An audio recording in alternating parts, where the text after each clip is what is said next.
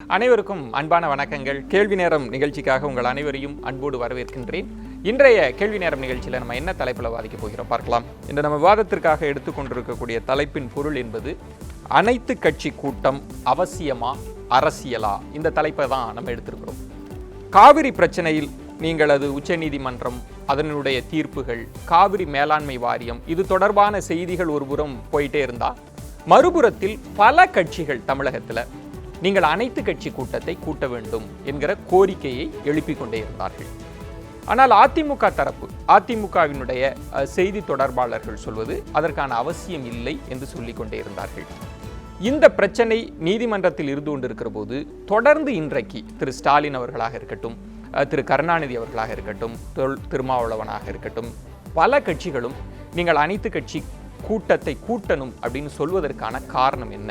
அப்படி கூட்டுவதன் மூலமாக என்ன பயன் ஏற்பட போகிறது? ஏன் அனைத்து கட்சி கூட்டத்தை கூட்டுவதில் ஆளுங்கட்சி தயக்கத்தை காட்டுகிறது? இப்படி பல தளங்கள்ல குறிப்பாக இந்த அனைத்து கட்சி கூட்டம் என்ற அந்த மையத்தை சுற்றியே இந்த வாதத்தை கட்டமைக்க விரும்புகிறேன். நம்ம தொடர்ந்து கேள்வி நேரத்தில் பயணிக்கலாம்.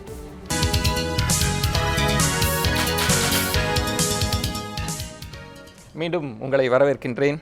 அனைத்து கட்சி கூட்டம் அவசியமா அரசியலா, இந்த பொருளை தான் நம்ம வாதிக்க இருக்கிறோம். நான் கருத்துரையாளர்களை உங்களுக்கு அறிமுகம் செய்து விடுகிறேன். திராவிடர் இயக்க தமிழர் பேரவையிலிருந்து திரு சுப வீரபாண்டியன் அவர்கள், வணக்கம். மூத்த பத்திரிகையாளர் திரு ஐயநாதன் அவர்கள், இருவரையும் வரவேற்கிறேன். அது மட்டுமல்லாமல் நம்மோடு காங்கிரஸிலிருந்து பீட்டர் அல்போன்ஸ் அவர்களும் நம்மோடு இணைய இருக்கிறார். அவரையும் வரவேற்றுவிட்டு இன்னும் சற்று நேரத்தில் திரு திண்டிவனம் ராமமூர்த்தி அவர்களும் நம்மோடு இணைய இருக்கிறார். கொஞ்சம் அரசியலோடும் வரலாற்றோடும் கால ஓட்டத்தோடும் பயணிக்க வேண்டிய தலைப்பு. அதனால தான் ரொம்ப அனுபவம் வாய்ந்த ஆளுமைகள் இந்த அரங்கத்தை ஆக்கிரமித்திருக்கிறார்கள். நம்ம தொடர்ந்து விவாதத்திற்குள் பயணிக்கலாம்.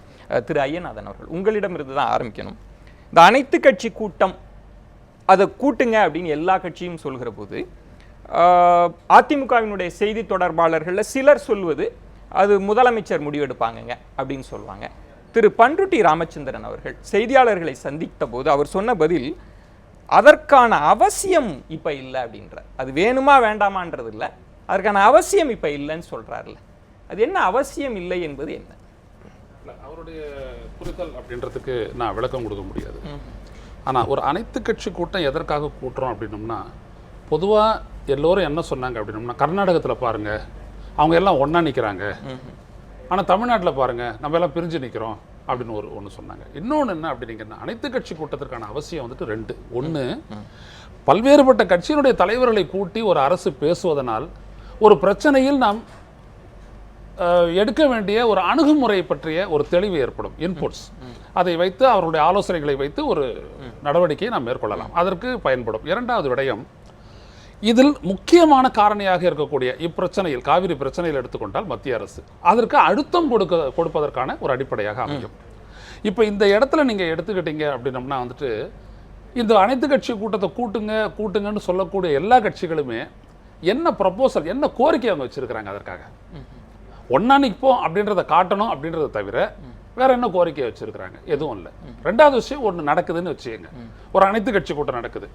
இன்னைக்கு இருக்கக்கூடிய இந்த யூனியன் கவர்மெண்ட், மத்திய அரசுக்கு என்ன விதமான அழுத்தத்தை இதனால் கொடுத்துட முடியும்? நல்ல ரொம்ப யதார்த்தமா யோசிச்சு பாருங்க. பச்சையா தமிழ்நாட்டிற்கு எதிராக துரோகம் செய்யக்கூடிய ஒரு நிலையை மத்திய அரசு எடுத்ததுதான் வந்துட்டு முகில் ரோத்தகி மத்திய அரசுடைய தலைமை வழக்கறிஞர் வந்துட்டு உச்சநீதிமன்றத்தில் எடுத்த நிலைப்பாடு. நீங்க வற்புறுத்த முடியாது, எங்களை காவிரி மேலாண்மை வாரியம் அமைங்கன்னு சொல்லி உச்சநீதிமன்றம் வற்புறுத்த முடியாது அப்படின்னு சொன்னதுக்கு அப்புறம் இன்னொரு ஸ்டெப் போய் சொல்றாரு, அப்படி ஒரு பரிந்துரை தானே ஓடி அதை நாங்கள் ஏற்காமலும் போகலாம் என்று அந்த அந்த இறுதி ஆணை, அந்த இறுதி உத்தரவையே வந்துட்டு உதாசீனப்படுத்தக்கூடிய அளவிற்கு சட்டத்திற்கு புறம்பான ஒரு நிலையை முகுல் ரோத்தகி எடுத்தார்.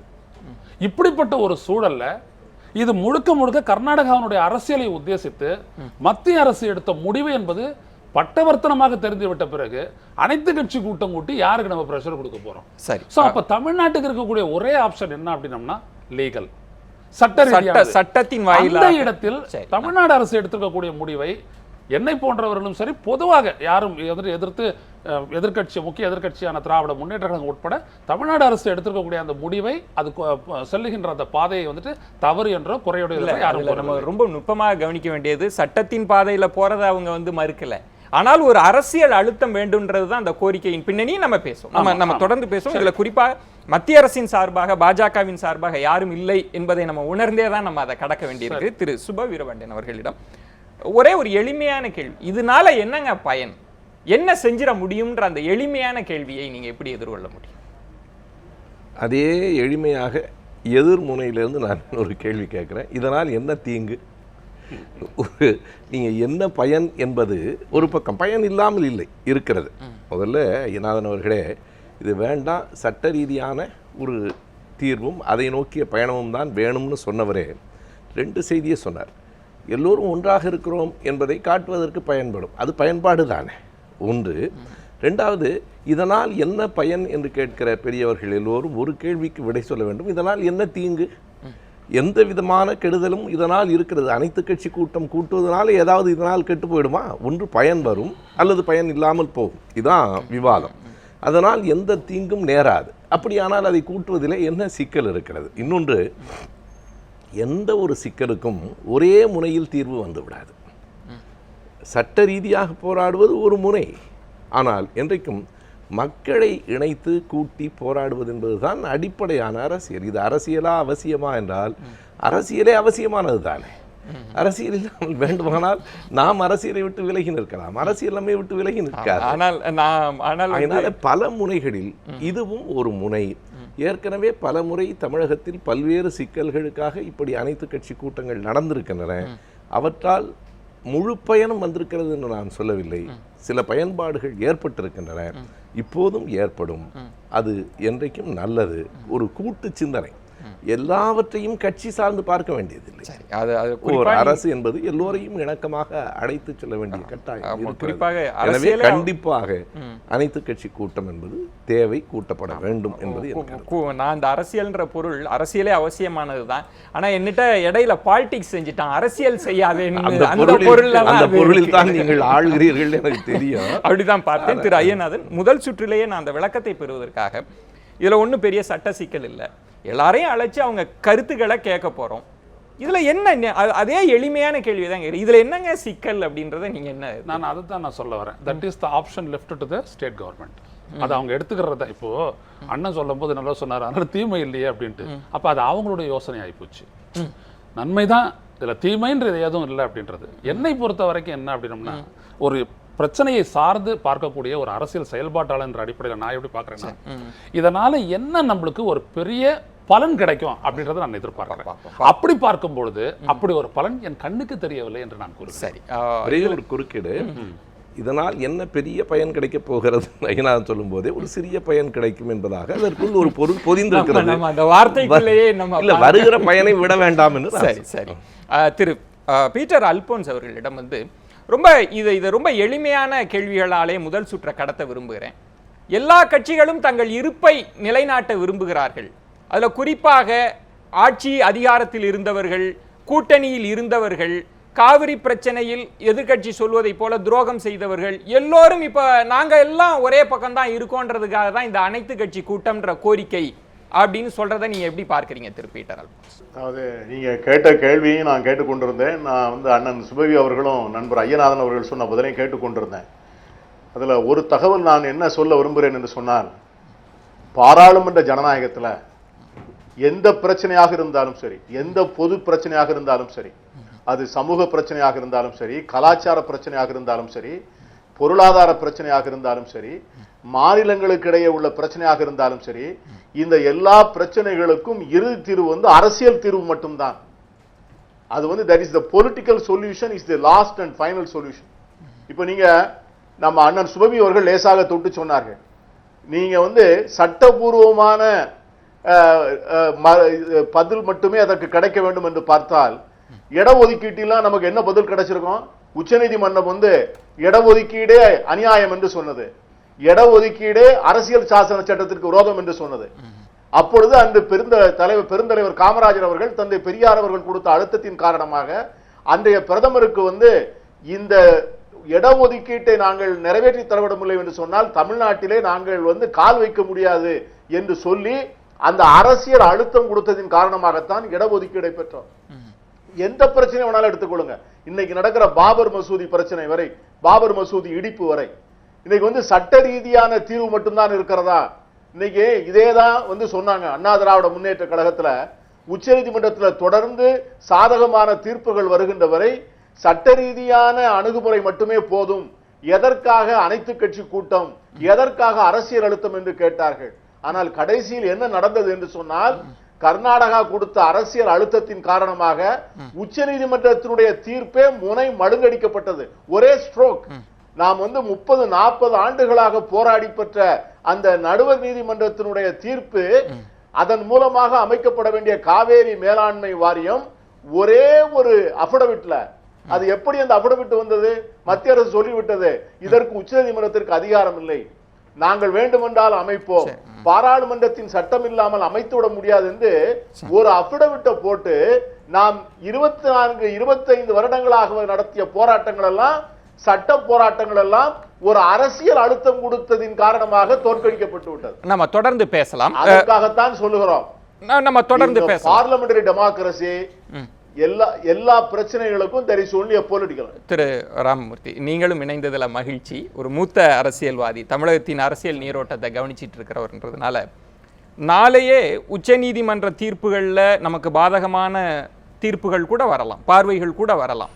நீங்க வந்து இதை முழுமையாக நாங்கள் சட்டப்படி தான் பார்க்கிறோம் அப்படின்னா, அதிமுக சார்பாக நான் கேட்குறேன், அவர்களுடைய எம்பிக்கள் எல்லாம் தமிழக அரசியல் வழக்கறிஞரின் இல்லத்தை நோக்கி தானே போயிருக்கணும். எதற்காக பிரதமர் இல்லத்தை நோக்கி போனீங்க? அங்கேயே நம்ம சட்டத்தின் பார்வையை விட அரசியல் அழுத்தம் தேவைன்ற ஒரு பார்வை இருக்குல்ல. அப்போ அனைத்து கட்சி கூட்டம் தேவை தானே? அனைத்து கட்சின்றது எந்த கட்சி சொல்கிறீங்க? இப்போது தமிழ்நாட்டில் கர்நாடகத்துக்கும் தமிழ்நாட்டுக்கு இருக்கிற ஒரு வித்தியாசம், அங்கே பாரதிய ஜனதாவும் சரி காங்கிரஸும் சரி ஒரே முடிவோடு இருக்கு. ஆனால் இங்கே அப்படி இல்லை. அனைத்து கட்சி கூட்டம் கூட்டின உடனே நான் எப்படி கேட்காம இருக்க முடியும்? காங்கிரஸ் கட்சி அங்கே பண்ணுத, அகில இந்திய காங்கிரஸ் கமிட்டி என்ன பண்ணுதுன்னு நான் கேட்பேனா இல்லையா? அனைத்து கட்சி கூட்டத்தில் ஜனதாவை கேட்பேனா இல்லையா? ஜனதா கட்சியை கேட்பேனா இல்லையா? தமிழ்நாட்டுக்கு இந்த 2 கட்சியும் துரோகம் பண்ணிட்டு இருக்குது அப்படின்னு கேட்பேனா இல்லையா? இது இந்த சண்டை வளரணுமா? வேறு மாதிரி அனைத்து கட்சி கூட்டம் தமிழ்நாட்டில் கூட்டி இப்படி ஒரு சண்டை நடக்கும்ன்றதை காட்டணுன்றது ஒன்று. ரெண்டாவது, சட்டமன்றம் எல்லாரையும் பிரதிபலிக்குது. இது போக வேறு எந்த கட்சியை கூப்பிடணும்னு நினைக்கிறாங்க அனைத்து கட்சின்னா? குறைந்தபட்சம் சட்டமன்றத்தில் இருக்கிற கட்சிகளாவது தமிழ்நாட்டில் அனைத்து கட்சின்றது எத்தனை கட்சி, எந்த கட்சியை கூப்பிடணும்? ஏதாவது வரையறை இருக்கு? திரு சுப வீரபாண்டியன் அவர்கள்ட்ட ரொம்ப இயல்பாக திரு ஸ்டாலின் இந்த கோரிக்கையை முன்வைக்கிற போதே, அந்த கூட்டத்தில் பேசுகிற போதே, காவிரி பிரச்சனையில அதிமுகவும் மத்திய அரசும் பாஜக அரசும் வஞ்சிருச்சிருச்சு அப்படின்னு சொல்லி ஆரம்பிக்கிறார். இங்கு பாஜக காங்கிரஸை குற்றம் சுமத்துகிறது, அதிமுக திமுக காங்கிரஸை குற்றம் சுமத்துகிறது. நம்ம எல்லாம் ஒன்று கூடி நம்ம பிரச்சனைகளை தான், அதைத்தான் பூதாகரப்படுத்த போகிறோம். அதைத்தான் திரு ஐயநாதன் அவர்களும் மெல்லிதாக கோடிட்டு காண்பித்தார். ஒருவர் மீது ஒருவர் குற்றம் சுமத்துவதனாலேயே ஒரு கூட்டமே நடக்கக்கூடாது, ஒருவரை ஒருவர் சந்திக்கவே கூடாது என்பது சொல்லுவது ஒரு சரியான அரசியலாக இருக்க முடியாது. நீங்கள் விவாதங்கள் வரும், அப்படியானால் விவாதங்களை கண்டு அஞ்சுகிற அரசு தான் இருக்கிறதான்னு ஒரு கேள்வி வராதா? விவாதங்கள் வரட்டுமே. இது வரைக்கும் அனைத்து கட்சி கூட்டங்கள் நடந்ததே இல்லையா? ஐயாலாம் எவ்வளோ மூத்த அனுபவம் உடையவர்கள், அவர்கள் கலந்துக்கிட்டது இல்லையா? அங்கே விவாதங்கள் வந்ததே இல்லையா? ஒரு முறை விவாதம் சட்டமன்றத்திலே விவாதம் வரும் இல்லை, விவாதிப்பதற்கு தானே சட்டமன்றம். எனவே அனைத்து கட்சி கூட்டங்களிலும் எல்லாம் நடந்தாலும் இறுதியாக ஒரு தீர்மானம் வரும். இன்றைக்கு நான் என்ன சொல்லுகிறேன்னா, அனைத்து கட்சி கூட்டங்கள்னா இப்போ சட்டமன்றத்தில் இல்லாத கட்சிகளிலும் தமிழ்நாட்டில் வலிமையான கட்சிகள் இருக்கின்றன. இன்னைக்கு பொது உடைமை தோழர்கள் சட்டமன்றத்தில் இல்லை, அவர்கள் கருத்தை கேட்க வேண்டாமா? எல்லோரையுமே நான் சொல்கிறேன். அதாவது அரசியல் ரீதியாக கட்சி ரீதியாக எனக்கு கருத்து வேறுபாடுகள் இருக்கலாம், ஆனால் தேமுதிகவை, மதிமுகவை, கம்யூனிஸ்ட் கட்சிகளை, ஒரு அங்கீகரிக்கப்பட்ட அரசியல் கட்சிகளை ஒருங்கிணைக்கத்தான் வேண்டும். அதில் ஒரு கூட்டம் நடத்துகிற போது, இன்னமும் குறிப்பாக சொன்னால் காவிரி பிரச்சனையில் விவசாயிகள் சங்கங்களை சேர்க்கணும். எந்த சிக்கலுக்காக நாம் கூடுகிறோமோ, சேது சமுத்திர திட்டத்திற்காக அனைத்து கட்சி கூட்டத்தை கூட்ட வேண்டும் என்று கம்யூனிஸ்ட் கட்சிகளே சொல்லவில்லையா? அதில் காங்கிரஸ் கட்சி இது வரைக்கும் கலந்துக்கவே இல்லையா? ஐயா இப்போ காங்கிரஸில் இல்லை, ஆனால் 2007, 2008 காங்கிரஸ் கட்சியும் பிற கட்சிகளும் அனைத்து கட்சி கூட்டங்களில் கலந்துகவில்லையா? திமுக கூட்டிய அனைத்து கட்சி கூட்டங்களில் எல்லாம் அதிமுக கலந்து கொள்ளவில்லை. நீங்க அதிமுக கூட்டிய கூட்டங்களில் திமுக கலந்திருக்கிறது. நான் அதற்கு எடுத்துக்காட்டு வச்சிருக்கிறேன்.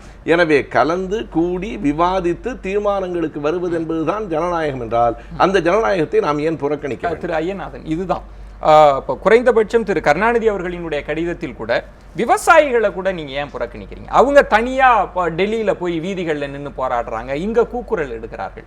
இவர்களினுடைய அபிலாஷைகள், கோரிக்கைகள் இதெல்லாம் ஒரு அரசு காது கொடுப்பது என்பது அனைத்து கட்சி கூட்டத்தில் தானே கேட்க முடியும். அதைத்தான் நான் சொல்ல வரேன். இப்போ இந்த விவசாயிகள் வந்துட்டு இப்போ தமிழக அரசு நான் ரொம்ப நேரடியாகவே நான் வந்துட்டேன்.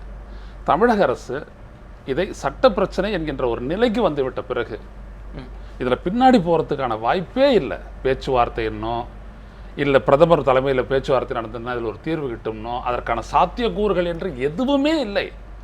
கடைசி இடத்துக்கு நம்ம வந்திருக்கிறோம். சட்ட ரீதியாக தீர்த்து கொள்ள வேண்டிய ஒரு இடத்தில் காவிரி நதிநீர் பிரச்சனை, தகராறு பிரச்சனை நிற்கின்றது.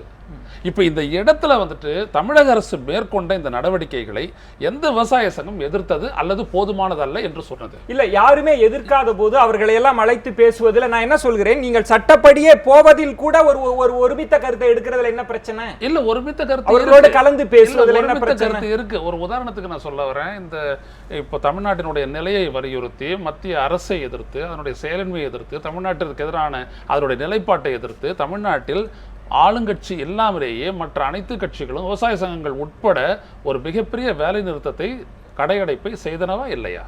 அதற்கு ஒட்டுமொத்த தமிழ்நாட்டினுடைய ஆதரவு இருந்ததா இல்லையா? ஆனால் எந்த இடத்திலுமே தமிழக அரசு இந்த இடத்தில் சட்ட ரீதியாக செய்ய தவறியது என்று யார் சுட்டி காட்டியிருக்கிறார்கள்? சொல்லுங்கள். இது முக்கியமானது. இரண்டாவது நான் சொல்கின்றேன், எந்த ஒரு விடயத்திலும் வந்துட்டு ஒரு கோரிக்கையை வைக்கிறாங்க இல்லையா, அந்த ஒரு கோரிக்கைக்கான ஒரு அடிப்படையை யாருமே சொல்லலையே. அனைத்து கட்சி கூட்ட வேண்டியதனுடைய அவசியம் வந்துட்டு அண்ணன் சொல்றாரு, கூட்டுறதுனால நன்மை இல்லைனாலும் தேவை இல்லையா அப்படின்றாரு. ஒரு இணக்கமான அரசியலில் அது சாத்தியமே. சரி, அப்படி அப்ப எதிர்பார்க்கலாம். திரு பீட்டர் அல்போன்ஸ் அவர்கள் குறுக்கீடு இருக்கிறது. திரு பீட்டர் அல்போன்ஸ் குறுக்கீடு.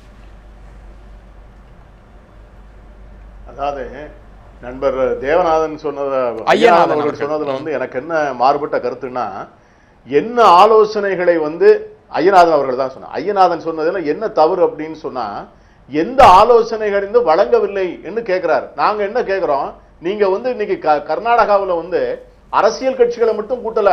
அண்ணன் சுபவி அவர்கள் சொன்னது போல அங்க இருக்கின்ற உச்ச நீதிமன்றத்தினுடைய நீதிபதிகள், முன்னாள் நீதிபதிகள், உயர் நீதிமன்றத்தினுடைய முன்னாள் நீதிபதிகளோட கூப்பிட்டுருக்காங்க.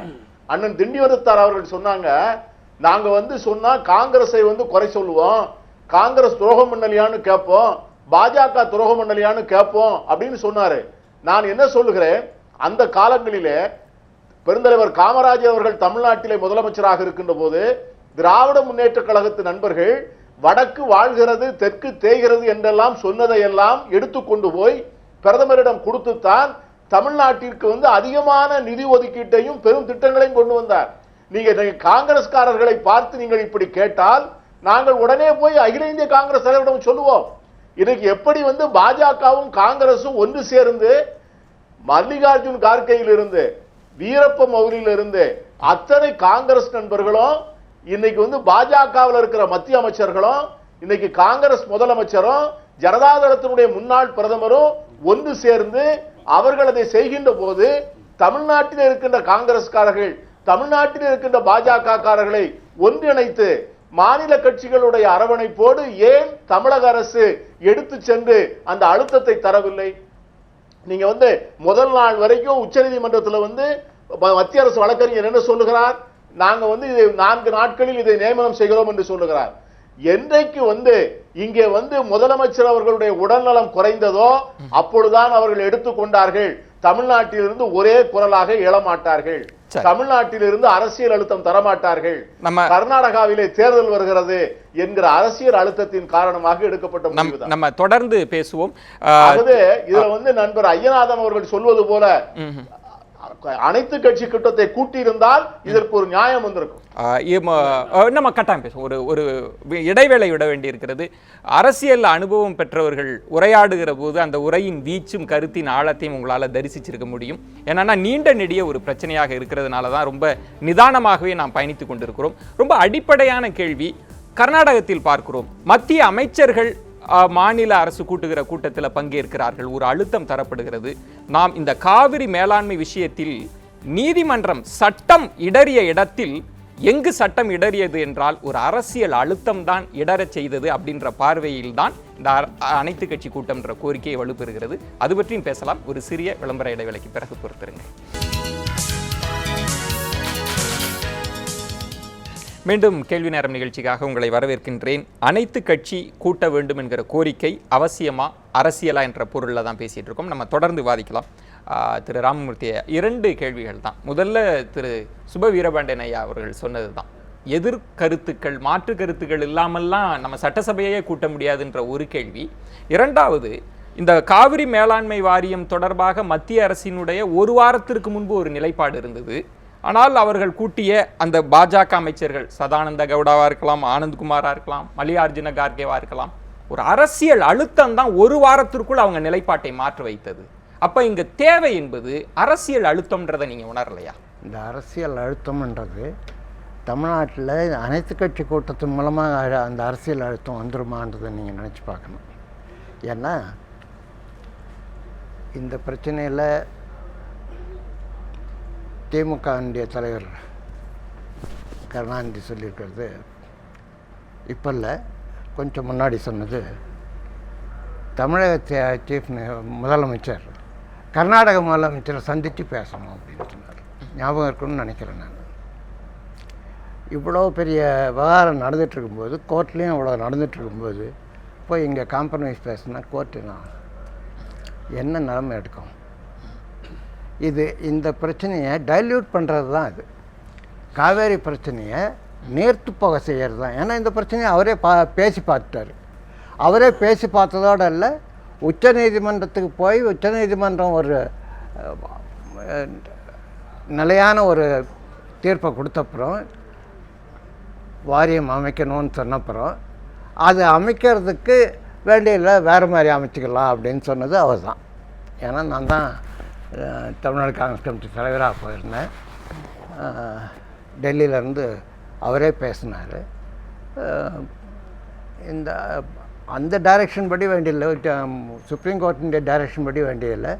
இங்கே பிரைம் மினிஸ்டர் 4 மாநிலத்தினுடைய முதலமைச்சர்கள் இதுவரையிலும் ஒரு கமிட்டி அமைச்சா போதும், இது சரி பண்ணிக்கலாம் அப்படின்னு ஃபோன் பண்ணி என்கிட்ட கான்டாக்ட் பண்ணி இந்த மாதிரி ஒரு முடிவு எடுக்கிறதா இருக்கிறேன் அப்படின்னு சொன்னப்போ நான் சொன்னேன், அது சரியாக வராதுங்க. ஏன்னா முதல்ல பிரதமருக்கு நேரம் கிடைக்கணும் கூட்டுறதுக்கு. ரெண்டாவது, இந்த முதலமைச்சர்கள் எல்லாருக்கும் அதே நேரத்தில் டைம் சரியாக இருக்குமான்னு ஒத்து பார்க்கணும். யாராவது ஒருத்தர் வரலன்னா கூட அந்த கூட்டம் கூடாது. அதனால் அது யோசித்து பார்க்கணும். இல்லை அதை சரி பண்ணிக்கலாம், சரியாக வரும் அப்படின்னு சொன்னார். அதுதான் அப்போ மேலாண்மை வாரியம் அமைக்காமல் போனதுக்கு காரணம். அது தெரியும். நான் இப்போ அந்த இதுக்கெல்லாம் போகலை. ஆனால் இது எப்படி கொட்டி சரியாக வரும்ன்றது அனைத்து கட்சியில் வந்துடும் அழுத்தம் கொடுத்துட முடியும்ன்றது. ஆனால் ஒன்று, சட்டமன்றம் தீர்மானம் நிறைவேற்றுகிற போது அதோட பெரிய அழுத்தம் எதுவும் கிடையாது. திரு சுபவீரபாண்டியன், சட்டமன்றத்திலே ஒருமனதாக ஒரு தீர்மானம் என்பது. ஆனால் இந்த பிரச்சனையை நான் உடைச்சே பார்க்கிற போது திமுக திரு கருணாநிதி அவர்களினுடைய கடிதத்தில் பேச்சுவார்த்தையை அவர் தொடர்ந்து இவங்க சட்டத்தை நோக்கி போகிற போது பேச்சுவார்த்தைன்ற ஒரு பார்வையை முன்வைத்தவர். 2 முரண்பட்ட பார்வைகள். அதுல இன்னும் ஓப்பனா சொல்லணும்னா திமுக வஞ்சிச்சிருச்சு, துரோகம் செஞ்சிருச்சுன்ற ஒரு நிலைப்பாடு. அவர்களினுடைய இதெல்லாம் எப்படி எடுத்துப்பாங்க அட்வைஸ் எல்லாம்? அவங்க நாங்க தனிச்சு சட்டத்தில் வெற்றி பெற்றோன்றது தானே அதிமுகவின் நிலைப்பாடு. அதாவது சட்டத்தின் அடிப்படையில் நகர்வதும் அதே நேரத்தில் பேச்சுவார்த்தைகளை தொடர்வதும் 2 முரண்பட்ட நிலைகள் இல்லை, 2 வேறுபட்ட நிலைகள். 2க்கும் நோக்கம் ஒன்று. இதற்கு நான் எடுத்துக்காட்டு சொல்லலாம். நீதிமன்றத்தில் வழக்கு இருக்கிற போது தானே எம்ஜிஆரும் குண்டுராவும் பேசினார்கள். அப்போது குண்டுராவ் கர்நாடகத்தின் முதலமைச்சர். இன்னமும் சொன்னால் குண்டுராவ் வீட்டில் தான் மதியம் எம்ஜிஆர் விருந்து உண்டு கொண்டிருந்தார். எனவே அதாவது நான் அதை பிழையாக சொல்லலை, அது ஒரு விதமான சரியான அரசியல் நடவடிக்கை என்று தான் சொல்லுகிறேன். இப்போது நண்பர் ஐயநாதன் சொல்லுகிற போது ஒரு செய்தியை சொன்னார். சட்ட ரீதியாக போனதற்கு பிறகு மறுபடியும் அரசியல் ரீதியாக வருவது என்பது பின்வாங்குவதற்கு இடமில்லை என்றார். அது எப்படி பின்வாங்குவதாகும்? நீங்கள் அது பின்வாங்குவது என்று சொன்னால் நீங்கள் கேட்ட கேள்விக்கு இந்த அரங்கத்தில் விடையே வரவில்லை. அதுதான் நான் கேட்கணும்னு நினச்சிட்டு இருந்தால் நீங்கள் கேட்டீங்க.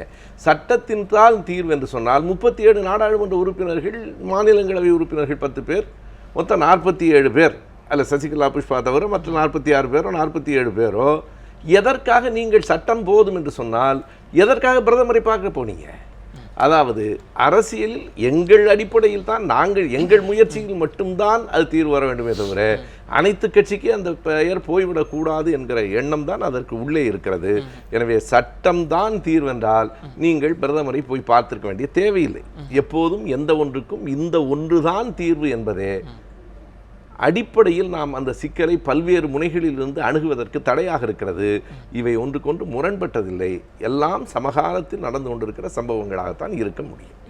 திரு ஐயநாதன் அவர்களிடம்தான் இதில் குறிப்பாக இப்போ நாளையே இது நாடாளுமன்றத்திற்குள் தான் இந்த பிரச்சனை தீர்க்க முடியும்னு உச்சநீதிமன்றத்திலிருந்து நாடாளுமன்றத்திற்குள் இந்த பிரச்சனை போகும் என்றால் அங்கு நீங்க கட்சிகளின் உதவிகளை தானே நாட வேண்டியிருக்கும். நாடாளுமன்றம் என்பது கட்சிகளின் எண்ணிக்கை தானே. இல்லை, இது நாடாளுமன்றத்துக்கு போகுமா போகாதா அப்படின்றது பார்த்தீங்கன்னா மாநிலங்களுக்கு இடையிலான அந்த நதிநீர் தகராறு சட்டத்தினுடைய அடிப்படையில் நீங்கள் பார்த்தீங்கன்னா மேலாண்மை வாரியம் அமைப்பதற்கான விதிமுறைகளை வகுப்பதற்குத்தான் அது நாடாளுமன்றத்துக்கு போக வேண்டுமே தவிர மற்றபடி இது போவதற்கான அடிப்படை இல்லை. ஒன்று. இரண்டாவது, ஒரு இறுதி தீர்ப்பு அளிக்கப்பட்டு அந்த இறுதி தீர்ப்பின்படி இந்த பிரச்சனையை நிரந்தரமாக தீர்ப்பதற்கான ஒரு அமைப்பை ஏற்படுத்தக்கூடிய ஒரு பரிந்துரையை அந்த தீர்ப்பின் அங்கமாக காவிரி நடுவர் மன்றம் அளித்துவிட்ட பிறகு இங்கே நடைபெற வேண்டிய ஒரே விடயம் என்னவென்றால் மேலாண்மை வாரியம் அமைப்பது என்கின்ற ஒன்றுதான். இதில் கவனிக்க வேண்டும், தமிழ்நாட்டிற்கும் கர்நாடக அரசியல் கட்சிகளுக்கும் இருக்கக்கூடிய வேறுபாடு. கர்நாடகத்தில் இருக்கக்கூடிய அரசியல் கட்சிகள் அவர்களுடைய தேசிய தலைமைகளுக்கு, நாட்டு தலைமைகளுக்கு ஒன்றாக சேர்ந்து நேரடியாக அழுத்தம் கொடுக்கின்றன. இங்கே தமிழ்நாட்டில் இவர்கள் மாநில அரசை தான் வற்புறுத்தி கொண்டிருக்கின்றார்களே ஒழிய தங்களுடைய தேசிய தலைமைகளுக்கு அழுத்தம் கொடுக்கவில்லை. இல்ல, அந்த கேள்வியை அவர் எழுப்பினார். திரு ஐயநாதன், திரு பீட்டர் அல்போன்ஸ் சொன்னார், நீங்க அனைத்து கட்சியை கூட்டி ஒரு அழுத்தம் தருவதன் மூலமா தான் இங்க இருக்கிற தமிழக காங்கிரஸாரோ இங்க இருக்கிற தமிழக பாஜகவினரோ டெல்லிக்கு ஒரு அழுத்தம் கொடுக்க முடியும் தானே சொல்றாரு. அப்படிதான் இயங்குறாங்களா அரசியல் கட்சி? அவங்க இந்த மாதிரி காங்கிரஸ் கட்சி, அங்க இருக்கக்கூடிய காங்கிரஸ் தலைமையிலான ஒரு அரசு தமிழ்நாட்டிற்கு தர வேண்டிய தண்ணீரை தரவில்லை, எவ்வளவு திறந்துவிட வேண்டும் என்று உச்சநீதிமன்றம் சொல்லிவிட்ட பிறகும் அவங்க தரமாட்டேங்கிறாங்க, மறுக்கிறாங்க அப்படின்னு சொல்லி இவங்க ஏன் அவங்களுடைய தேசிய தலைமை வற்புறுத்தல அழுத்தம் தரல கேட்கிறேன். அதே மாதிரி இங்க இருக்கக்கூடிய தமிழிசை சவுந்தரராஜன் உள்ளிட்டவர்கள் ஏன் அதை செய்யல? தனியா போயிட்டு இவங்க சொன்னாங்கல்ல, இவங்க பார்க்க போனது யார? அவர் பாரதிய ஜனதா கட்சி தலைவரை போய் பார்க்குறாங்க. அவர் அரசு அங்கே போயிட்டு இதுதான் கேட்டாங்களா அப்படின்றது இன்னொரு கேள்வி. அவங்க போயிருக்க வேண்டிய இடம் அது. ஒன்று உமா பாரதியை சந்திச்சிருக்கணும், இல்லை பிரதமரை சந்திச்சிருக்கணும், அழுத்தம் திருத்தமாக தமிழ்நாட்டினுடைய கோரிக்கையை வலியுறுத்திட்டு வந்திருக்கணும். அப்போ நீங்கள் பார்த்தீங்க அப்படின்னம்னா இவங்க இங்கே தமிழ்நாட்டுக்குள்ளே இந்த பிரச்சனையை சுருக்க பார்க்கின்றார்கள். இதைத்தான் நான் பார்க்குறேன். இதில் ஒட்டுமொத்த விடயமும் என்ன அப்படின்னீங்கன்னா தமிழ்நாட்டினுடைய அரசியலுக்கு ஏற்ற மாதிரி இதை வளைக்க பார்க்கிறார்கள், சுருக்க பார்க்கிறார்கள். இது செய்ய வேண்டிய இடம் ஒட்டுமொத்தமாக அழுத்தம் தர வேண்டியது தமிழ்நாட்டினுடைய நலனுக்கு எதிராக இருக்கக்கூடிய மத்திய அரசும் காங்கிரஸ் தலைமையும் தான். ஒரு வார்த்தை கூட பேச மாட்டேங்கிறாங்களே. திரு பீட்டர் அல்போன்ஸ், அந்த கேள்விக்கு தான் நீங்க தான் பதில் சொல்லணும். இங்கு திரு திருநாவுக்கரசர் பேசுகிற போதும் அனைத்து கட்சி கூட்டத்தை கூட்டுங்க, பாஜகவை கண்டிக்கிறார், பாஜக காங்கிரஸை கண்டிக்கிறது. ஆனால் யாருமே உங்கள் தலைமைகளை கண்டிச்ச மாதிரி தெரியலையே. முதல்ல இதுக்குள் ஒரு ஒருமித்த கருத்து வரலையே. தமிழக காங்கிரஸ் மத்தியிலேயோ தமிழக பாஜகவினர் மத்தியிலே இந்த செயல்பாடு வரல. திரு பீட்டர் தொடர்ந்து இது நீங்க இதுல என்ன திரு ஐயநாதன் அவர்கள் ஒரு குற்றம் சாட்டுவதற்காகவே சொல்லுகிற மாதிரி தான் நான் எனக்கு அது படுதே ஒழிய, அதாவது ஃபெசிலிட்டேட்டர் வேணும். இப்போ நீங்க இன்னைக்கு எப்படின்னு கேட்டீங்கன்னா, சித்தாராமையா அவருடைய அலுவலகத்துல 24 மணி நேரமும் இந்த பக்கத்துல தேவகவுடா உட்கார்ந்து இருக்கிறார், அந்த பக்கம் சதானந்த கவுடா உட்கார்ந்து இருக்கிறார், இந்த பக்கம் இவர் ஆனந்தகுமார் உட்கார்ந்து இருக்கிறாரு, அந்த பக்கம் மல்லிகார்ஜுன் கார்கே உட்கார்ந்து இருக்கிறார். எந்த தரப்பிலே எப்படிப்பட்ட வாதத்தை நாம் தமிழகத்தின் சார்பாக எடுத்து செல்லுகிறோம் என்பதை அன்னைக்கு முதலமைச்சராக இருக்கக்கூடியவர்கள், அன்னைக்கு அரசாங்கத்தை நடத்தக்கூடியவர்கள், எல்லா கட்சி தலைவர்களையும் தனிப்பட்ட முறையிலே அழைத்து பேசணும். இன்னைக்கு அண்ணன் திண்டிவனத்தார் சொன்னார, அவர் தமிழ்நாடு காங்கிரஸ் கட்சி தலைவராக இருக்கின்ற போது முதலமைச்சராக இருக்கின்ற கலைஞர் அவர்கள் அவரை எதற்கு தொலைபேசியிலே தொடர்பு கொள்ள வேண்டும்? ஒரு தேசிய கட்சி, ஒரு தேசிய கட்சியினுடைய தலைவர், அவர் சார்ந்திருக்கிற கட்சி ஆளுகின்ற கட்சியாக இருக்கிறது. ஆகவே அவரிடம் பேச வேண்டும் என்று பேசுகிறார். நான் அண்ணன் திண்டிவனத்தாரிடம் கேட்கிறேன், அவருக்கு தெரியாத செய்தி ஒன்றுமில்ல. தேவராஜ் அரசு அவர்கள் முதலமைச்சராக இருக்கின்ற போது எத்தனை முறை கலைஞர் அவர்களுடைய வேண்டுகோளுக்கு இணங்க இங்கு தலைவர் மூப்பனார் அவர்கள் தேவராஜ் அரசிடம் பேசி அந்த சரியான நேரத்திலே, இரவு நேரங்களிலே, யாருக்கும் தெரியாமல் பற்றாக்குறை காலங்களிலே தண்ணீர் திறந்து விட்டது உண்டா இல்லையா என்று அவர்கள் சொல்லட்டும். அப்படிப்பட்ட பேச்சுவார்த்தைகள் தொடர்புகள் எல்லாம் இல்லாமல் இருந்ததா? இல்ல திரு பீட்டர் அல்போன்ஸ், குறுக்கீடுக்கு மன்னிக்கவோ, உச்சநீதிமன்றமே அதைத்தானே இல்ல குறுக்கீடுக்கு மன்னிக்கவோ என்ன சொன்னது? திரு ஐயநாதன் அவர்கள் எழுப்பிய வாதம், இன்றைக்கு நம்ம ஒரு இறுதி கட்டத்தை அடைஞ்சிருக்கிறோம், எங்களுடைய உரிமையை நோக்கி நம்ம வந்திருக்கிறோம், மீண்டும் மீண்டும் பேச்சுவார்த்தை என்பது 5 TMC என்பது 10 TMC என்பது தமிழர்களினுடைய உரிமையை பாதிக்கும். நம்ம இறுதி கட்டத்துக்கு வந்துட்டோம், இனி எதற்கு பேச்சுவார்த்தை? திரு பீட்டர் அல்போன்ஸ், உச்சநீதிமன்றமே ஏன் முதலமைச்சர்களை கூப்பிட்டு பேச வேண்டும் என்று சொன்னது? அதான் உச்சநீதிமன்றம் அன்னைக்கு என்ன உத்தரவு போட்டது? 2 மாநிலத்து அமைச்சர்களையும் நீங்கள் பிரதமர் அழைத்து பேச வேண்டும் என்று சொன்னார்கள். பிரதமர் வாட்டர் ரிசோர்சஸ் மினிஸ்டர் உமா பாரதியை கூப்பிட்டு அந்த மீட்டிங் எதற்காக நடந்தது? ஆகவே உச்சநீதிமன்றம் சொன்ன தீர்ப்பு சொன்ன பிறகுதான் உச்சநீதிமன்றம் இந்த நாட்களுக்குள் 2 அரசாங்கத்தையும் கூப்பிட்டு உட்கார வைத்து பேச வேண்டும் என்று சொன்னது. ஆகவே அது அண்ணன் சுபவி அவர்கள் சொன்னது போல பேச்சுவார்த்தை என்பது எப்பொழுதும் ஆல்வேஸ் இன் கான்ஸ்டன்ட் கம்யூனிகேஷன். அவர்கள் ஒன்றும் எதிரி நாடல்ல, எதிரி நாட்டினுடைய முதலமைச்சர் அல்ல. தாவாக்கள் இருக்கின்றன, பங்கிடுவதிலே சிரமங்கள் இருக்கிறது. ஆனால் ஒரு சட்டவிரோதமாக நடவடிக்கை எடுத்துக் கொண்டிருக்கிறோம், அரசியல் ரீதியாக அழுத்தம் கொடுத்துக் கொண்டிருக்கிறோம். அதே நேரத்தில் முதலமைச்சரும் பேசுவதோ அரசாங்கமும் பேசுவதோ எந்த விதமான தவறும் இல்லை. எப்படி ஆந்திராவிலிருந்து திருப்பதியையும் திருத்தணியையும் பெருந்தலைவர் காமராஜ் அவர்கள் வாங்கி வந்தார்கள், எத்தனை போராட்டம் நடந்தது. ஒரே நாளில் சஞ்சீவ ரெட்டியிடம் உட்கார்ந்து பேசி அவர்கள் மாநிலத்தில் பிரித்துக் கொள்ளவில்லை. அன்னைக்கு தெலுங்கானா முதலமைச்சரும் ஆந்திர முதலமைச்சரும் உட்கார்ந்து பேசிக்கொண்டு அவர்கள் பிரச்சனை தீர்த்து. திரு பீட்டர் அல்போன்ஸ் முதல் சுற்றிலே சொன்ன ஒரு கருத்தை நான் இன்னும் ஆழமாக உங்களிடம் அதை கேட்கல. பல சட்ட திருத்தங்களை அரசியல் அழுத்தத்தின் மூலமாகத்தான் வந்தது. நீங்க முழுமையாக நீதிமன்றங்களை நம்புவீர்களே ஆனால் அது உங்களுக்கு பாதகமாக கூட போய்விடும். நீங்க அதுக்கு பேரலா ஒரு அரசியல், ஒரு பொலிட்டிக்கல் பிரஷர் கொடுக்க வேண்டாமா? அதுக்கு தயாரா இருக்க வேண்டாமா? இல்ல இப்போ எத்தனை முறை பேச்சுவார்த்தை தமிழ்நாட்டுக்கும் கர்நாடகாவுக்கும் நடந்திருக்குது? எத்தனை முறை பிரதமர் முன்னிலையில் நடந்திருக்குது?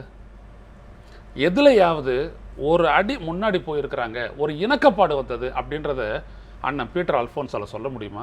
இப்போ சொன்னாங்களே, உமாபாரதி கூட்டினாங்களே, அந்த கூட்டத்தில் ஒரு சின்ன இணக்கப்பாடாவது சரி வந்துட்டோம், பேசிட்டோம், இதனால நாங்கள் கூடுதலாக நாங்கள் திறந்து விட்றோம், உங்களுடைய டிஸ்டன்ஸ் தெரியுது, எங்ககிட்ட 29 TMC இருக்குது, நாங்கள் உடனே ஒரு 9 TMC தண்ணீரை கொடுக்குறோம் பார்ப்போம் அப்படின்னு சொன்னாங்களா?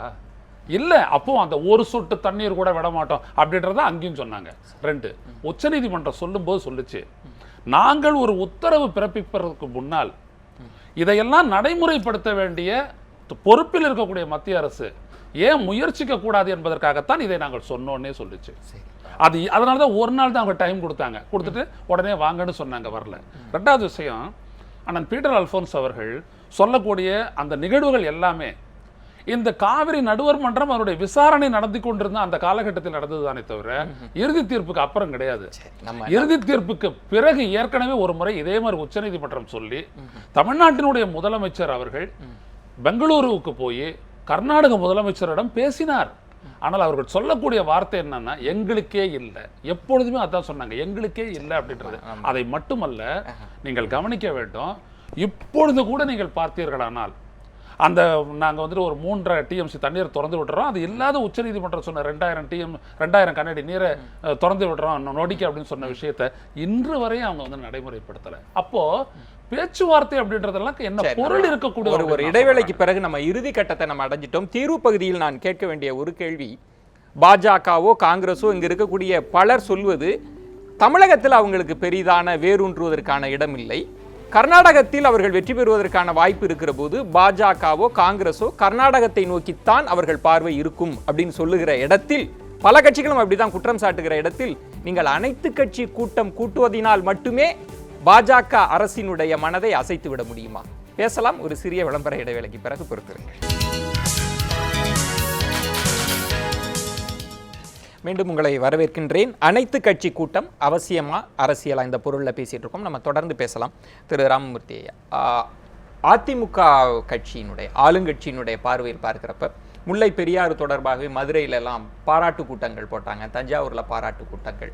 முழுவதுமாக அந்த பயனை அவர்களே அறுவடை செய்து கொண்டார்கள். இதில் வேற யாருக்கும் இடம் இல்லை அப்படின்ற ஒரு பார்வை. இங்கு நம்ம அதற்கு ரொம்ப இன்னொரு சாயம் பூசுகிறோம். ஆனால் ஆளும் கட்சி என்பது எங்களுக்கு தான் இந்த புகழ் வரணும், இதுல எந்த கட்சிக்கும் இடையில்லை அப்படின்ற பார்வை தான் இருக்குன்னு சொல்றாங்க. அதை எப்படி பார்க்குறீங்க? இப்போ ஒன்று இதுவரையிலும் தமிழ்நாட்டில் அனைத்து கட்சின்னு எப்போ கூட்டியிருக்காங்க? அரசு எப்போ கூட்டியிருக்கு?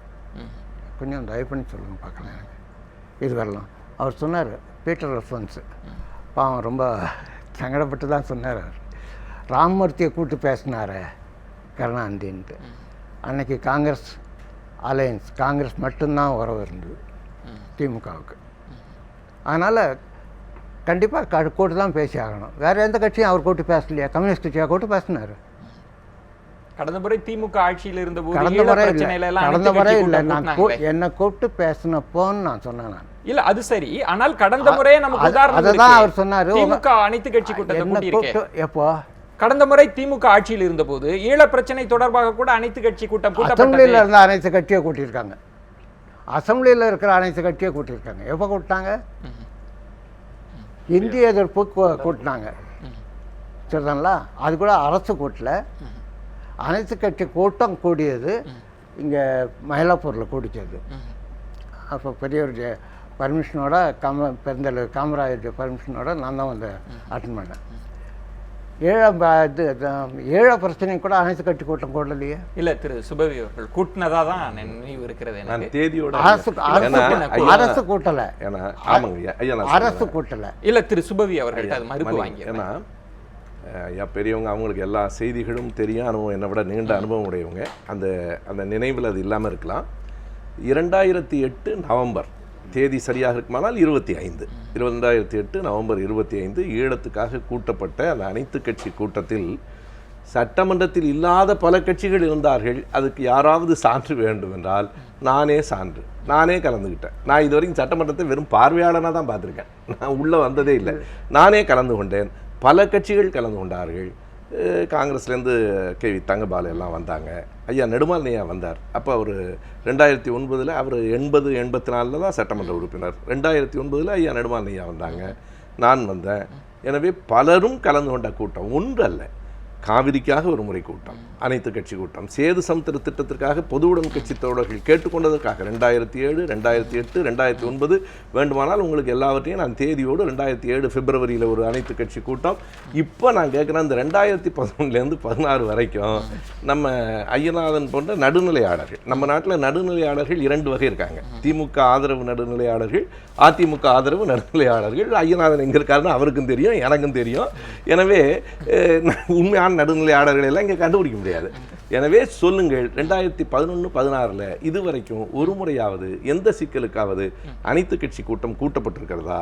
பத்திரிகையாளர்கள் சந்திப்பு எத்தனை முறை நடந்திருக்கிறது? செவ்வாய்க்கிழமை தோறும் சந்திக்கிறேன்னு முதலமைச்சர் சொன்னாங்க. அவங்க நாட்காட்டியில் செவ்வாய்க்கிழமை இல்லையோ என்னவோ தெரியாது எனக்கு. திங்களுக்கு அப்புறம் புதன் தான் வருது. எனவே சந்தித்திருக்கிறார்களா? சொல்லுங்கள், நான் கேட்டு. திரு ராமமூர்த்தி ஐயா, இடையில குறுக்கீடுக்கான ஒரே ஒரு கேள்வி. திரு கருணாநிதி அவர்கள் சொல்வது ஒரு பொது கருத்து, பொது நோக்கம், பொது பாதை, இதற்காக தான் நம்ம அனைத்து கட்சி கூட்டத்தை இதுவரையில் அவருக்கே பொது கருத்து வரலையே.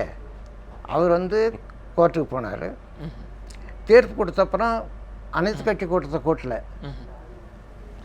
தீர்ப்புக்கு மாறாக ஒரு கமிட்டி அமைக்கிறதுக்கு ஒத்துட்டு வந்தார். இப்போவும் கர்நாடக முதலமைச்சரோட இங்கே நம்ம முதலமைச்சர் பேசணுன்றதை எப்போ சொல்கிறாரு? தீர்ப்பு வழங்கிய பிறகு. தீர்ப்பு வழங்கிய பிறகு பார்ட்டிக்குள்ளே பேசினா என்ன ஆகும்? அதுக்கு என்ன அர்த்தம்? 2. 3வது, இதுவரையிலும் இப்போ தான் இந்த வார்த்தை வந்துட்டு, இதுக்கு முன்னாடி என்ன சொல்லிட்டு இருந்தாங்க? மாநில அரசு மத்திய அரசு 2 பேருக்கும் நாங்கள் அழுத்தம் கொடுக்குறோம் அப்படின்னாங்க. மாநில அரசு என்ன செய்ய தவறியது? என்ன அழுத்தம் கொடுக்குறாங்க?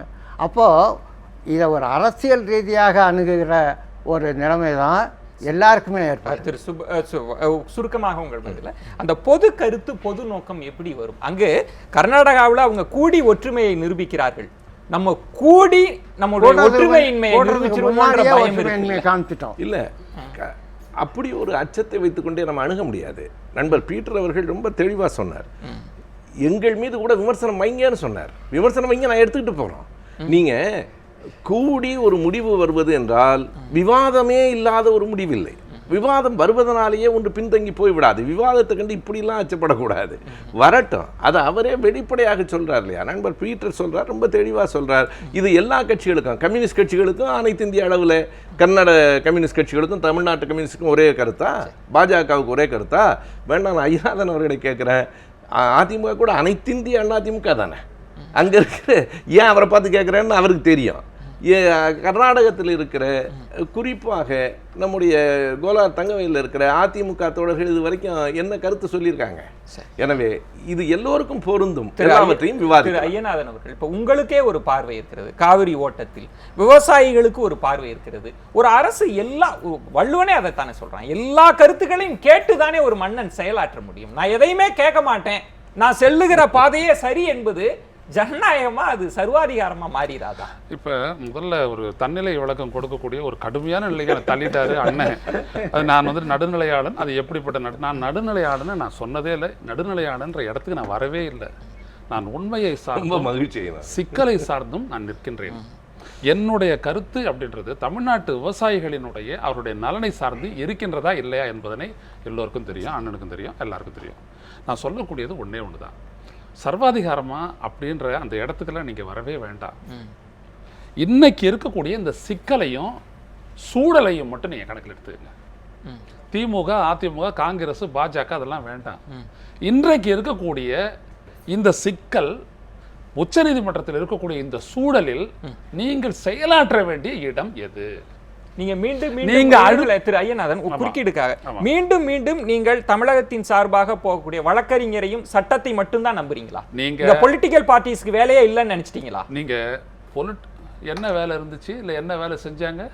நான் இவ்வளவு நீங்க அப்படி பார்க்க முடியுமா? தமிழக அரசியல் பார்க்க முடியும் பாருங்க.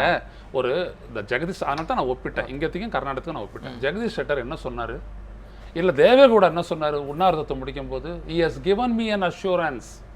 மோடி எனக்கு ஒரு உறுதிமொழியை கொடுத்திருக்கின்றார், மற்றபடி அவரோடு பேசியது நான் என்னவென்று கூற மாட்டேன்னு சொன்னாரு. ஜெகதீஷ் ஷெட்டர் என்ன சொன்னாரு, முன்னாள் முதலமைச்சர் இந்த மாநிலத்துக்கு, எந்த உறுதிமொழியை கொடுத்தாரோ அதை மோடி சாதித்து விட்டார், மேலாண்மை வாரியம் அமைப்பதை நிறுத்தி விட்டார் அப்படின்னு சொல்லிட்டு அவங்க சொன்னாங்க. அப்ப அவங்க கொடுத்துருக்காங்கல்ல அழுத்தம், இங்க இருக்கக்கூடிய கட்சிகள் என்ன கொடுத்துருக்குது? அப்ப இவங்களெல்லாம் கூட்டி பேசுறதுக்கு இங்க என்ன அடிப்படை இருக்குது? ஒருத்தர் நடுநிலையில இருந்து நீங்க பாருங்களேன், இவர் சொல்லக்கூடிய நடுநிலையில இருந்து நீங்க பாருங்களேன், என்ன இருக்குது? எந்த அழுத்தத்தையும் நீங்க கொடுக்க மாட்டீங்க. ஆனா மாநில அரசு மட்டும் கூட்டணும் சொல்றதுல என்ன இருக்கு? திரு பீட்டர் அல்போன்ஸ் அவர்களிடம் நான் வைத்திருக்கக்கூடிய ரொம்ப கனமான கேள்வியே இதுதான். நீங்க காங்கிரஸை ரெப்ரசன்ட் பண்றதுனாலையும் உங்களுக்கும் அது பொருந்தும்ன்றதுனால இந்த கேள்வி. நம்ம பல சட்டமன்றங்கள்ல பல பிரச்சனைகள்ல ஒருமனதாக தீர்மானம் நிறைவேற்றினோம். ஆனா அந்த தீர்மானத்தினுடைய நிலை என்னன்றது நமக்கு தெரியும். தேசிய கட்சிகள், மத்திய அரசினுடைய பார்வை என்னன்றதும் நமக்கே தெரியும். இப்ப என்னுடைய கேள்வியை வைத்து விடுகிறேன். இங்கு நாம் அனைத்து கட்சி கூட்டங்களை கூட்டி ஒரு தீர்மானத்தை நிறைவேற்றுவதன் மூலமாக அது மத்திய அரசின் மனதை அசைத்து விடும்னு நம்புறீங்களா? இறுதியான கேள்விதான். அசைத்திருக்கிறதுக்கு தான் இன்னைக்கு உச்சநீதிமன்றத்தில் போட்ட தீர்ப்பு. கர்நாடகாவில் இருக்கிற அத்தனை கட்சிகளும் சேர்ந்து உச்சநீதிமன்றத்தினுடைய தீர்ப்பினுடைய போக்கையே மாற்றி 4 நாட்களுக்குள் முன்னுக்கு பின் முரணான ஒரு முடிவை எடுப்பதற்கு பிரதமரை வற்புறுத்தியது என்னவென்று சொன்னால், நண்பர் ஐயநாதன் அவர்களுக்கு நான் சொல்ல ஆசைப்படுகிறேன், அவர்கள் கொடுத்த அரசியல் அழுத்தம் தான். அது கர்நாடகம். நீங்க என்ன அழுத்தம் கொடுத்தீர்கள்? நான் சொல்வது அது கர்நாடக மாநிலம். கூப்பிட்டீங்க, நான் பேசுவது நாம் அழுத்தம் என்பது தமிழகத்தில் இருந்து அவர்கள் கொடுத்த அழுத்தம் கர்நாடக மாநிலம். இன்னைக்கு அது உங்களுக்கு புரியும் நினைக்கிறேன். இல்ல விஜய் நான் சொல்றேன் கேளுங்க, அதான் நான் சொல்றேன். இல்ல நான் எனக்கு புரியுது. நீங்க அதை போல ஒரு அழுத்தம் கொடுப்பதற்கான வாய்ப்பை நீங்கள் உருவாக்கினீர்களா? நீங்க இன்னைக்கு முதலமைச்சரோ இன்னைக்கு தமிழக அரசோ இந்த சர்வ கட்சி கூட்டத்துக்கு வாங்க அப்படின்னு எங்களை கூப்பிட்டு நாங்கள் வரமாட்டோம் என்று மறுத்திருக்கிறோமா? நீங்கள் ஒரு தீர்மானம் போடுகின்ற போது, சட்டமன்றத்திலே போடுகின்ற போது இதே முதலமைச்சர் எங்கள் சட்டமன்ற காங்கிரஸ் தலைவரை பார்த்து கேட்டார், KR ராமசாமியை பார்த்து கேட்டார், உங்கள் காங்கிரஸ் கட்சி தானே, நீங்கள் அதை ஏன் வற்புறுத்தக்கூடாது என்று சொன்னபோது எங்கள் சட்டமன்ற கட்சி தலைவர் பகிரங்கமாக சொன்னார், இந்த சட்டமன்றத்திலே சொல்லுகிறேன், கர்நாடக அரசு செய்வது தப்பு, உச்சநீதிமன்ற தீர்ப்பை அவர்கள் மதிக்க வேண்டும், அவர்கள் தண்ணீரை திறந்துவிட வேண்டும், அவர்கள் செய்கிற தவறுகளை நான் பகிரங்கமாக சுட்டிக்காட்டுவேன் என்றுதான் சட்டமன்ற காங்கிரஸ் தலைவர் சொன்னார். இன்னைக்கு அதை போன்ற ஒரு பிளாட்ஃபார்ம் நீங்கள் அமைத்து கொடுக்கவில்லை. எல்லா கட்சிகளும் ஒன்றாக இணைந்து சரி எங்களை விட்டுருங்க, ஏன் திராவிட முன்னேற்ற கழகத்தை கூப்பிடல? நாங்க தேசிய கட்சிகள் தான் துரோகம் பண்ணிட்டோம்னு சொல்றீங்க. ஏன் ஒத்த கருத்துடைய கட்சிகளை கூப்பிடல? ஏன் டாக்டர் ராமதாஸை கூப்பிடல? ஏன் திருமாவளவனை கூப்பிடல? ஏன் தமிழகத்திற்காக போராடி சொல்லுகிற வைகோவை ஏன் கூப்பிடல? ஆகவே ஏன் அண்ணன் திண்டிவன ராமமூர்த்தி அவர்களே கூப்பிட்டுருக்கலாமே. இதெல்லாம் நீங்க கூப்பிடல, ஏன் எங்களை விட்டுருங்க. அவர் ஐயநாதன் சொல்லுவது போல நாங்கள் வேணால் துரோகிகளாக இருந்துட்டு போறோம். அனைத்து கட்சி கூட்டமா திமுக ஏன் கூட்டலன்னா அப்புறம் சட்டமன்றத்தில் இருக்கிற திமுக இல்லையா? சரி, நம்ம எந்த கட்சி? நேரமின்மை நமக்கு ரொம்ப பெரிய பிரச்சனையாக இருக்கிறது. ரொம்ப நீண்ட நெடிய தலைப்பு, நிறைய விவாதிக்க வேண்டும், இதனுடைய நீட்சியும் நடக்கணுன்றது தான் கேள்வி நேரம் விரும்புகிறது. மூவருக்கும் என்னுடைய நெஞ்சம் நிறைந்த நன்றிகளை தெரிவிச்சுக்கிறாங்க. திரு பீட்டர் அல்போன்ஸ் அவர்களுக்கும் உங்களுக்கும் என்னுடைய நன்றிகளை தெரிவித்துக் கொள்கிறேன். காவிரி என்பது கர்நாடகத்திலிருந்து தமிழகத்திற்கு வர வேண்டும் என்பதுதான் எல்லா விவசாயிகளினுடைய எதிர்பார்ப்பாக இருக்கிறது. அது உச்சநீதிமன்றத்திற்கும் பாராளுமன்றத்திற்கும் சட்டமன்றத்திற்குமாக ஓடிக்கொண்டிருந்து விடக்கூடாது. அதுதான் நம்முடைய எதிர்பார்ப்பாக இருக்கிறது. மற்றொரு ஆழமான தலைப்போடு சந்திக்கிறேன். நன்றி, வணக்கம், நள்ளிரவாகட்டும்.